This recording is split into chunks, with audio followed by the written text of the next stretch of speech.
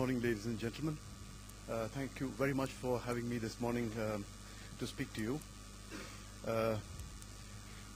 I'm pretty much sure that by now you would have heard everything that is to hear about what organizations do, how they manage their people, how they manage HR issues, and so on. I will not continue in the same vein. What I'm here this morning, I would like to just talk to you is about the reality of human resources in India. If you just reflect back, not very long time ago, this country was basically a very closed economy. In a closed economy, we're not really challenged to compete. Everything is acceptable. Having come from a closed economy and going forward into the future, we have huge amount of challenges. The disadvantages of being in a closed economy are felt today. Of course, the interesting thing is that we are actually changing, and we're changing very, very rapidly and very fast as a nation. Of course, that cannot happen if all of us, we don't think about how do we change and what is the need. Some of the needs for change always are driven through the business pressures. It is the competitive environment around us which forces us to take certain decisions, and then we move onward. Not a very long time ago, the function of HR, and pardon me, there are some very prominent HR people on the dais. The function of HR used to be a support function. The person, the head of HR, would not really be contributing towards managing the business. And that used to be, it used to be things like, recruitment and, retirements and pay and pension, and these were the real HR issues. But whether the HR head or the HR manager would contribute to the success of the organization, typically in most organizations, it would not happen. And now, I had the privilege of looking at several organizations quite in depth because of the business I'm in. Well, things have changed dramatically. Things have changed a lot. So now we don't find people in the HR,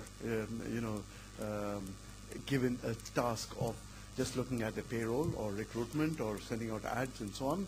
But now the tasks are much more defined towards managing and helping manage businesses. And that is something which has been a welcome change, and that is driving companies forward. We all hear and we all say that people are the most important part of any business, much more important than equipment and machinery and so on. Well, that is true, but how far do we believe in that? Firstly, we have to believe that people really are important. And to believe in that, you have to start demonstrating yourself. From a personal example, it is you start to believe, and most of you will be involved in some form of the other in HR activity. Even if you're not directly involved in the HR function, you still have a role to play as the future managers and leaders of this country. So what do you do then?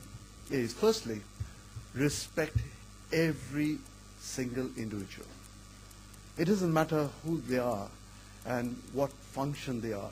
It doesn't matter what your rank is, what your position is, what is the authority that you command. It's just absolutely immaterial. They are titles or positions that we tend to misuse. How many of us recognize the man who is a security guard outside and respects them? When you walk into a mall, for instance, don't you get irritated when the security person actually starts frisking your bag or starts, frisking your body? Do you respect that person? Do you respect the person, and do you say thank you to the person? And we in this country do not really know how to respect that person and thank the person.